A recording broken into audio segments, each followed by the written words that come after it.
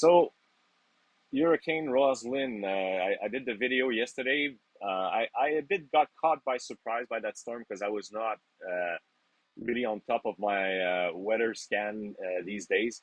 The reason for this is because I know that this marina here in Paradise Village is very well equipped to see these storms off. You can look at the other video I did yesterday.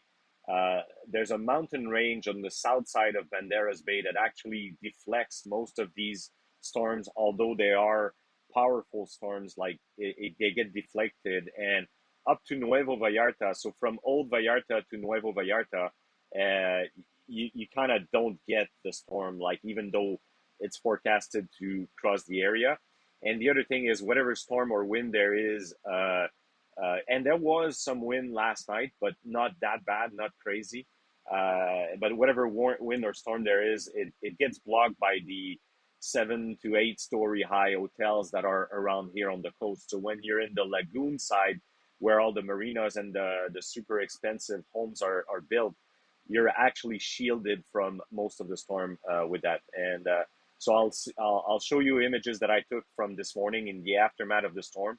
And yeah, it's been safe and definitely not 50 knots of wind at any point during the night. It's been quite easy. One thing you need to understand is this is particular to Vallarta and Nuevo Vallarta.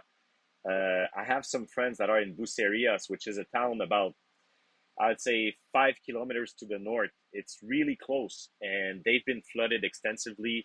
And the amount of rain that it created, Mexico is typically like a very dry country, so they don't have a lot of that water drainage facility, I would say. And there are a lot of flooding that has happened by the highway, by all the where we have our grocery stores, La Comer and La Mega, if you're familiar with Vallarta and Nuevo Vallarta. So all these places have a lot of flooding that's happened. We don't have that in Nuevo because it's built up differently. I'm not sure exactly how to explain it. There's more drainage because of the canals. The hotel are built up higher up, and they are actually like a good shield for the water. Where in Bucerias, all the condos and towers are kind of sitting a bit lower in the water, and in other parts of the back side, like a kilometer inland, you still get a lot of flooding just because it rains so much and the water has nowhere to go, I suppose. I don't think it's storm surge from like the ocean making it inland, because like those shops are a kilometer inland, so wouldn't make sense to me that the ocean actually floods there. I kind of don't know, but I'm supposing that's not what's going on. It's flooding that happens because of just the amount of rain that has nowhere to go in. For some reason, it just flooded there. Anyway, if I learn more, I'll tell you.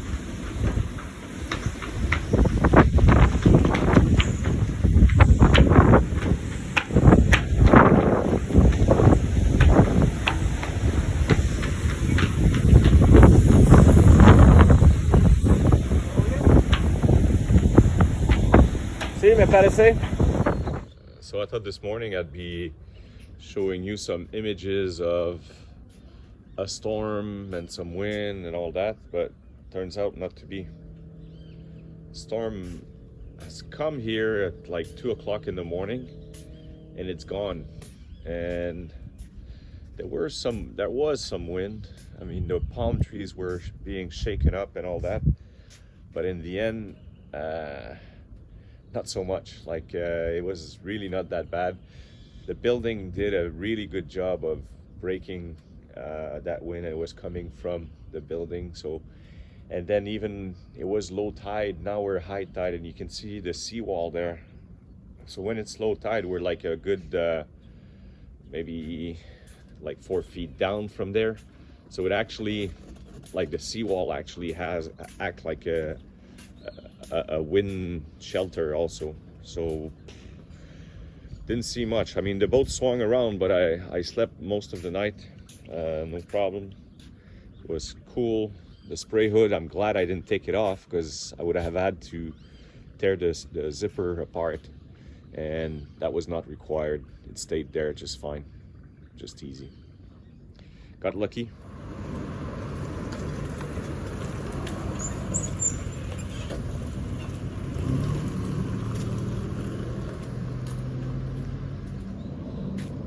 Yeah, so I'm not sure exactly, but looking at this here,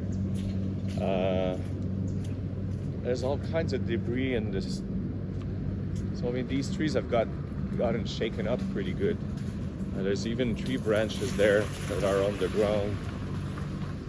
So that's, I think that the way, like this marina actually, I'm not sure exactly how much wind we got, like, but definitely we got some wind. And see that branch there that's broken? It's a fairly big piece of wood.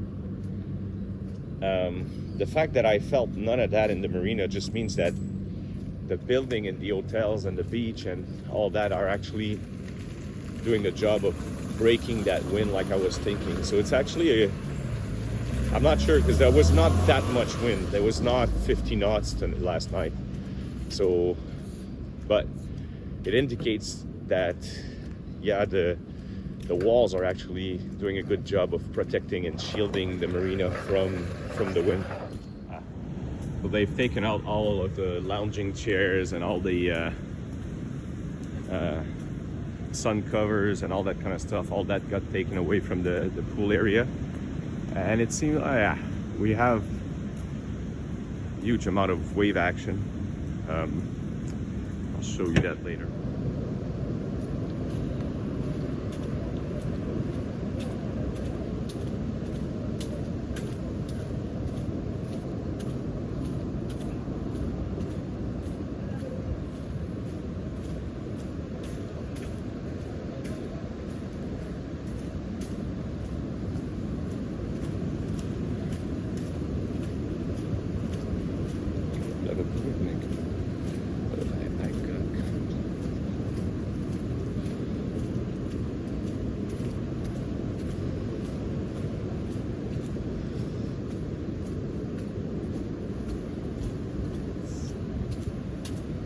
Okay, so that's definitely, like, right now, this is a good thing, you know, to see that.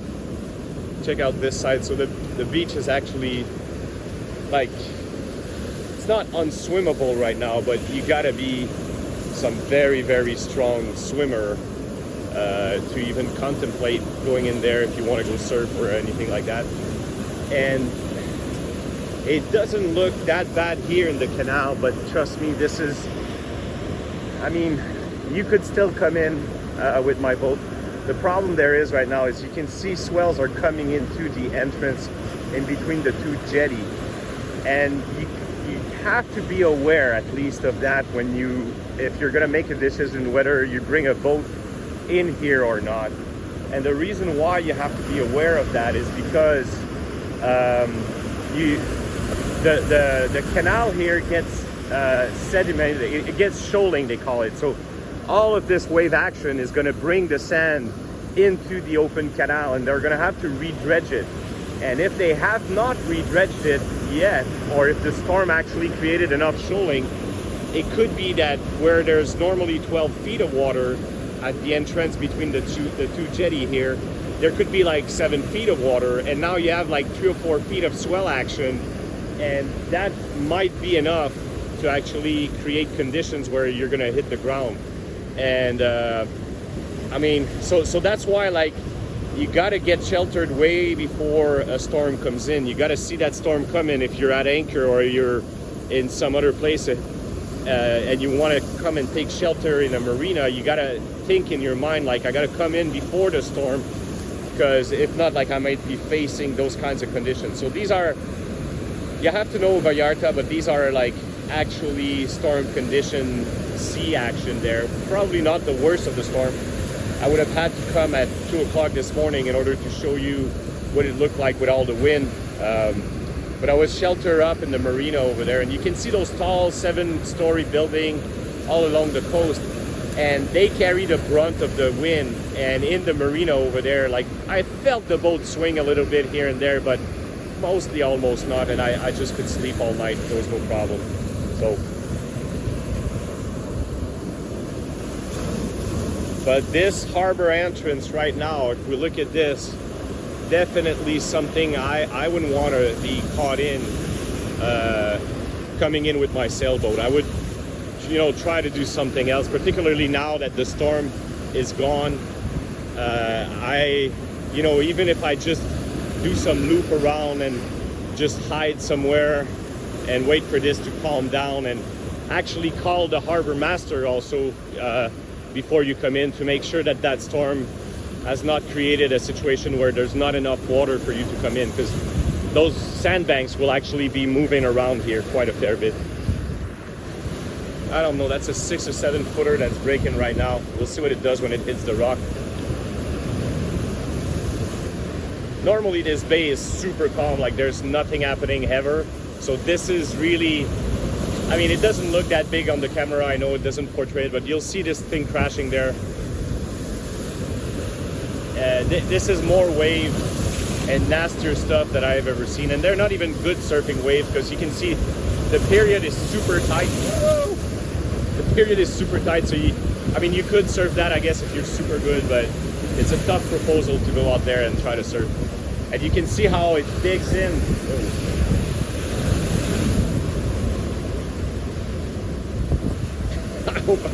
I don't want to get splashed. Oh!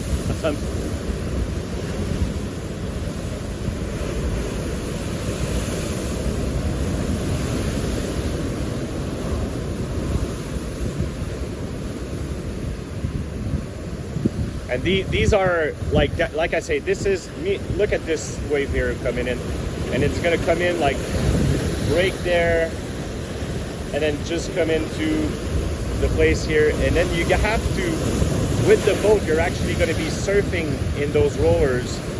And this is where I'm saying, if you're on the crest of the wave, no problem, but if you're at the bottom of the wave, God knows how much water there is underneath you at that point. Like it's hard to tell, because the wave are taking water, and so you're higher up when you're on the crest of the wave, but you're going to be lower in the water. And if you get just ahead of the wave there, I've actually had my 40-foot sailboat surfing in those kinds of smaller than this, even a lot smaller than this will get the boat surfing. Then if you have any kind of failure with your motor or your rudder, like, you're actually in big trouble. So, I mean, you gotta be in really big problems before you decide to make a cut in those kinds of conditions. Like, you could do it if you're really needing to come in, but this is something I tend to avoid. Like, I try to avoid those kinds of conditions.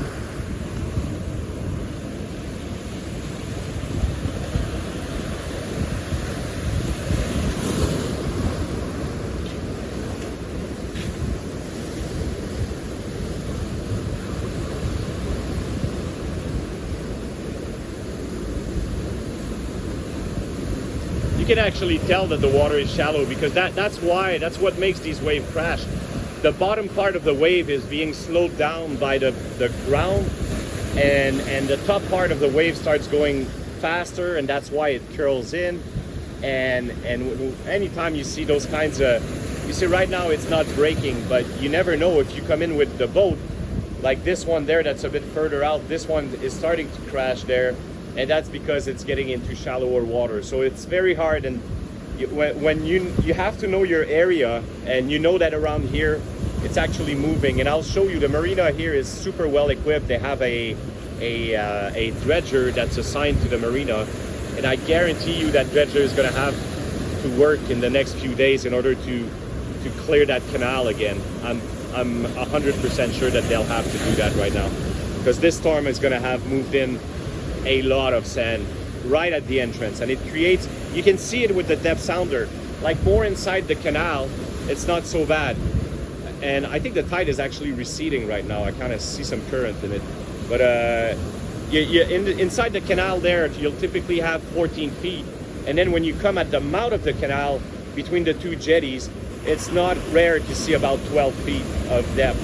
So between the rocks and the wave action, there's a phenomenon that happened that actually fills this in with sand, and it's something to be aware of when you come into those kinds of harbor in Mexico anyway, and elsewhere. Waves and wind and sand, you know, it works the same way pretty much everywhere.